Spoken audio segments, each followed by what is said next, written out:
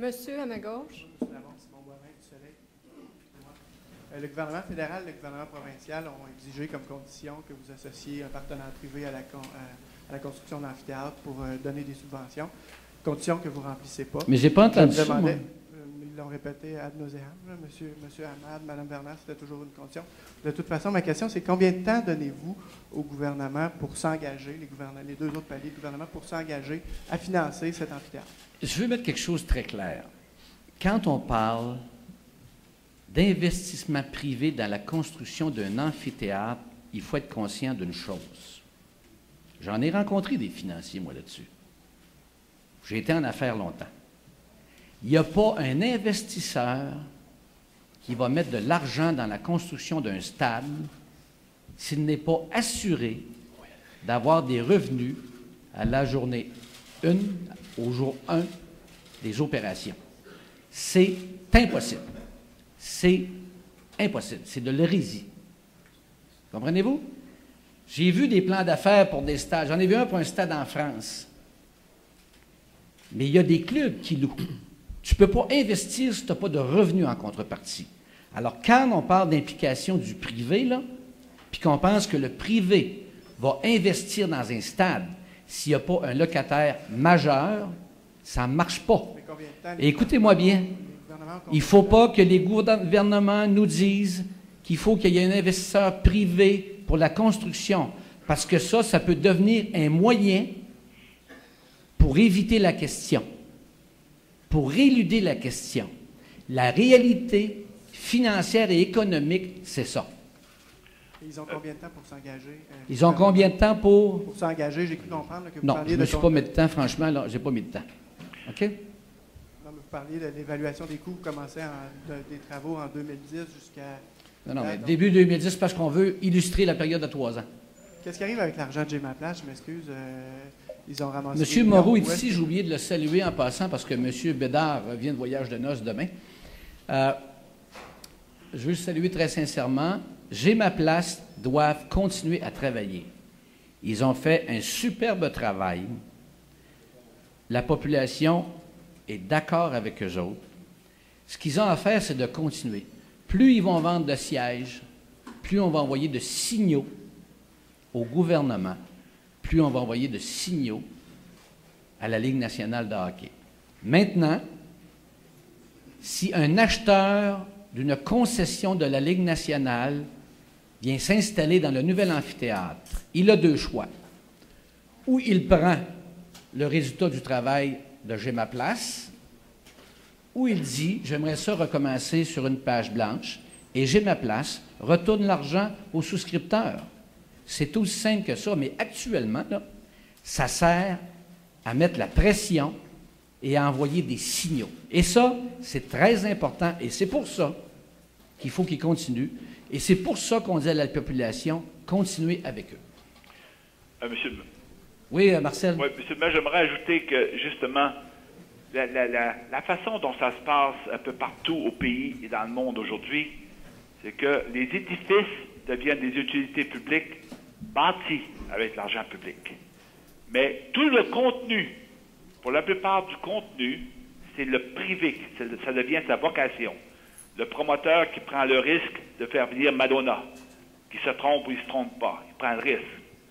Le propriétaire d'une concession de la Ligue nationale qui prend le risque de s'en venir opérer dans cet édifice-là, etc. Alors, le contenu des activités deviennent, pour la grande partie, la contribution du privé et les risques qui vont avec. Mais l'outil, regardez, faites vos études, je les ai, je vous les donnerai. C'est maintenant un outil qui est considéré comme un grand théâtre, comme une place des arts, comme la nouvelle place de l'Orchestre symphonique de Montréal. C'est considéré comme un outil pour la population et, dans notre cas, pour vraiment tout l'Est de la province. C'est très important. Une petite phrase là-dessus. Dans la séquence, c'est investissement public suivi d'investissement privé. Ça ne peut pas être l'inverse s'il n'y a pas de locataire majeur. Ça ne peut pas être l'inverse. Monsieur au centre. Pierre Langelier, TBA. Monsieur Labaume, justement, dans la suite de ça, est-ce que vous parlez d'un amphithéâtre 2010-2013? J'ai de la difficulté à croire que dans les coulisses, il n'y a personne présentement qui est intéressé d'amener un club de hockey à Québec. Vous n'en avez pas parlé. C'est ma première question. Qui sont ces personnes-là? Je ne veux pas savoir s'ils existent. Je suis certain qu'ils existent. Qui sont ces gens-là? Est-ce qu'on parle de Red Bull? Est-ce qu'on parle de Pierre Calpelado? Est-ce qu'on parle de quelqu'un d'une ligue quelque part qui a l'intention de... Je parle d'intention, évidemment, c'est ma première question. Deuxième question, comment pouvez-vous faire une promesse électorale aujourd'hui de cette annonce-là, alors que c'est le maire de Québec qui a convoqué cette conférence de presse et non le candidat à la bombe? Bon, pour la dernière, on va laisser faire, c'est au choix, OK? Je vais régler Red Bull immédiatement. J'ai des échanges de mails depuis que j'ai rencontré M. Matechis en Autriche. Red Bull n'est pas impliqué dans ce projet. Sauf que cet après-midi, je vais lui envoyer un mail pour lui dire ce qui se passe. Mais il n'est pas impliqué. Quant aux investisseurs potentiels pour l'acquisition d'une franchise de la Ligue nationale de hockey, moi, je viens du milieu des affaires et j'ai appris ceci. Dans le milieu des affaires, dans les discussions d'affaires, on se tait tant que ce n'est pas fait.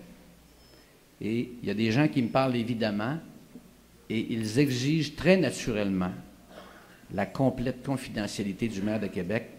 Alors, voilà. Donc, ça fait partie du processus logique? Qu'est-ce que vous voulez dire? Bien, le processus est déjà entamé. Tantôt, vous dites que vous annoncez un amphithéâtre, mais dans le fond, il y a d'autres choses derrière qui est déjà entamé. Non, non, non. Ne présumons de rien, M. Langelier. Ne présumons de rien. Je vais vous redire ça. C'est vous qui venez de dire que vous parlez à du monde. Ne présumons de rien. Alors, il y a des gens qui nous parlent, il y en a des sérieux puis des pas sérieux. OK? Alors, oui, Marcel, vas-y. Êtes-vous intéressé, vous? Marcel, vas-y. Monsieur Aubu. Est-ce que M. Aubu est intéressé de reprendre une franchise? Et je vais vous répondre tout de suite. C'est devenu quelque chose qui exige des poches extrêmement profondes, ce que je n'ai pas. Et deuxièmement, comme disait M. le maire, c'est comme le cercle vicieux. Hein? Si vous ne faites pas l'édifice, les vrais sérieux ne vous parleront pas sérieusement. Si vous annoncez un édifice pour vrai, garanti, les sérieux, puis il y en a, je peux vous dire qu'il y en a, vont vous parler sérieusement. Alors, il faut vraiment y aller par étapes, et ça ne vous empêche pas quand même de travailler un peu tout ça en parallèle. Et je peux vous dire qu'en parallèle, M. le maire vient de le confirmer, il y a de l'intérêt à venir opérer une franchise de la Ligue nationale à Québec, pas dans un édifice des années 2000. Mais il s'agirait de savoir quand on va être sûr de faire ça. Mais là, les vrais sérieux dont M. le maire fait part, qui ont l'argent suffisant pour en faire un succès, vont se devenir aussi très sérieux. Alors, c'est encourageant de ce côté-là. De toute façon, sans ça, vous ne pourriez pas votre franchise, parce que le but de cet édifice-là, comme l'a dit M. le maire, ce n'est pas d'avoir automatiquement une franchise de la Ligue nationale de hockey, c'est avant tout un outil que la Ville et l'Est du Québec ont besoin pour toutes sortes d'autres activités. C'est ça. Et surtout, toutes sortes d'autres activités, puis avoir une réputation internationale de nos événements pour qu'ils puissent plus être vus comme local ou régional, mais que nos événements aient une réputation de l'international pour ramener l'intérêt chez nous, le tourisme. Marcel, si je peux ajouter, si la Ligue nationale n'était absolument pas intéressée à venir à Québec éventuellement, s'il n'y avait aucune perspective pour l'achat d'une franchise, nous voudrions quand même cet amphithéâtre-là. Ce n'est pas tributaire d'un club de hockey de la Ligue nationale. Cet amphithéâtre-là, c'est un équipement moderne qu'une ville nordique moderne doit posséder. S'il n'y a pas de hockey, on a quand même besoin de cet amphithéâtre-là pour développer cette ville-là. Et ça, il faut être très, très clair. Le projet n'est pas tributaire au hockey, ça c'est sûr.